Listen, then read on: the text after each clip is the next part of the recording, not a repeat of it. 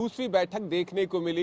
बैठक में कहीं ना कहीं एक नए अलायंस का ऐलान किया गया। इंडिया एक कहीं ना कहीं नया अलायंस आया, जिसको कहा गया कि अब आगामी चुनाव में एनडीए को मुकाबला देते हुए नजर आएगा। इसी मुद्दे पे बात करने के लिए हमारे साथ उत्तर प्रदेश सरकार के पूर्व मंत्री और लखनऊ मध्य से विधायक रविदास मल्होत्रा मौजूद हैं।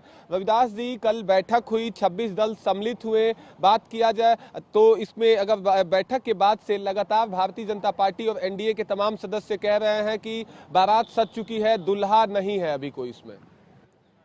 कल बंगलौर में 26 विपक्षी पार्टियों की बड़ी बैठक हुई।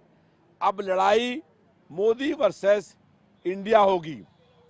इंडिया मतलब Indian national democratic exclusive alliance, और इस बार इंडिया जो है मोदी को हराने का काम करेगा। पूरे देश में गैर भाजपाई सरकार बनाने के लिए जनता तैयार हो गई है। भारतीय जनता पार्टी की हार निश्चित है, और अब चाहे भारतीय जनता पार्टी कुछ भी कर ले, ईडी, सीबीआई, इनकम टैक्स का डर दिखा करके कुछ भ्रष्ट नेताओं को पार्टी में शामिल कर सकती है, लेकिन जनता का फैसला हो गया है। 2024 में इंकलाब होगा, सत्ता में बदलाव होगा, और भाजपा के पास कोई मुद्दा नहीं है। कह रही है कि नेता कौन होगा। हम लोगों का विश्वास है लोकतंत्र में, जो सांसद जीत करके आएंगे वो तय करेंगे कि देश का प्रधानमंत्री कौन होगा। अगर बात की जाए तो आप लोग लगातार पीडीए को लेकर बात करते हैं कि पिछड़ा दलित अल्पसंख्यक को कहीं ना कहीं साथ लेकर सरकार बनाने की बातें करते हैं। अब इंडिया आ गया है तो क्या पीडीए को खत्म समझा जाए? नहीं, पीडीए जो है वो उस इंडिया में मर्ज हो गया।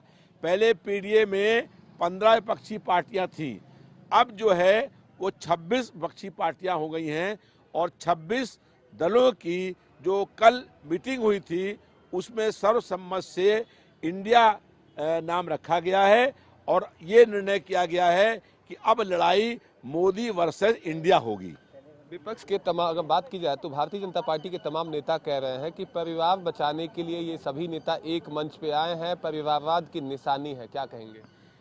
परिवारवाद भारतीय जनता पार्टी में है। यहाँ लखनऊ के 2 सांसद हैं और दोनों केंद्रीय मंत्री हैं। राजनाथ सिंह खुद रक्षा मंत्री हैं और उनका बेटा विधायक है कि नहीं, ये परिवारवाद नहीं है। दूसरा विधायक मोहनलालगंज से हैं कौशल किशोर, जो केंद्र के अंदर मंत्री हैं। उनकी पत्नी मलियाबाद से विधायक है और उनका साला विधायक मोहनलालगंज से है। तो ये परिवारवाद भारतीय जनता पार्टी के अंदर है, और भारतीय जनता पार्टी केवल ईडी, इनकम टैक्स और सीबीआई के सहारे चल रही है, और जिस दिन चुनाव करीब में आएगा उस दिन इंडिया जीतेगी और मोदी हारेंगे। आखिरी सवाल, आप लगातार बयान देते हैं कि अखिलेश यादव प्रधानमंत्री बनेंगे, साथ ही साथ इस बात को भी कहते हैं कि 50 सीटों पे हम उत्तर प्रदेश में लड़ेंगे। तो अगर बात करें तो अगर उत्तर प्रदेश से बेहतर मार्जिन आती है तो आप कैसे इस बात की पैरवी करेंगे कि अखिलेश यादव को प्रधानमंत्री बनाया जाए? जो सांसद चुनाव जीत करके आएंगे वो तय करेंगे कि देश का प्रधानमंत्री कौन हो। हमारी कोशिश होगी कि अखिलेश यादव जी देश के अगले नए प्रधानमंत्री हों, और इसके लिए हम ये प्रयास करेंगे कि उत्तर प्रदेश में अब हमारा नारा हो गया है कि 80 हराओ और भाजपा हटाओ। उत्तर प्रदेश तय करेगा कि देश का प्रधानमंत्री कौन होगा। इसलिए हम लोग ये कोशिश करेंगे कि अखिलेश यादव जी देश के अगले नए प्रधानमंत्री हों, लेकिन जो सांसद जीत करके आएंगे वो तय करेंगे कि देश का प्रधानमंत्री कौन हो। अगर बात की जाए तो कुछ दिन पहले की बात है, अखिलेश यादव, जयंत चौधरी और चंद्रशेखर आजाद बाबा साहब भीमराव अंबेडकर की जन्मस्थली जाते हैं। और बात करें तो लगातार ये तीनों नेताओं को एक साथ देखा जाता है। कल बैठक में चंद्रशेखर नहीं थे और पटना में हुई पहली बैठक में भी नहीं थे। क्या आने वाले दिनों में चंद्रशेखर भी इस अलायंस का हिस्सा होंगे? निश्चित रूप से जो भी भारतीय जनता पार्टी के खिलाफ पार्टियां हैं वो सब पार्टियां इस एनडीए में के खिलाफ जो हैं वो इंडिया में आएंगी।